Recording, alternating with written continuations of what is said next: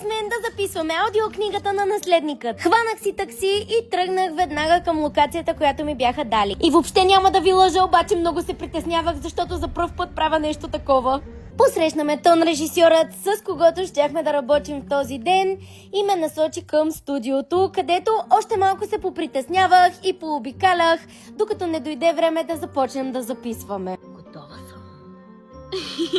Първите лъчи пробиха през прашния прозорец и осветиха стаята на Виктор. Но детективът знаеше по-добре. И естествено няма как без грешки, които аз правих доста. Но хората, с които работих, бяха невероятни и слушаха всяка една грешна дума, без да се оплакват. След това Стефан тупна и умрук по масата от ентусиазъм. Мале, имаш си изгубен дядо! Мега яко! Това получавате за сега като sneak peek. Ако искате да чуете още от наследникът, може да го направите утре на 13 август, само в Storytel, и даже може да си избирате дали да го слушате с моя глас или с този на Дейни. Погледнете кой пристигна да записва след мен! И то точно на време. Между другото, мислих си, че има шанс да закъснея, но яхнах една тротинетка и се...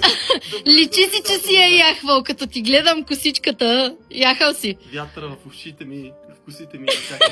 Хора, през 90% от времето пелтечех като все едно няма утре. Но се оказа, че чета по-бързо от обикновеното и имам нова надежда в себе си. Добре, доволна съм. Сега отивам да обядвам и ще се видим на следващия запис.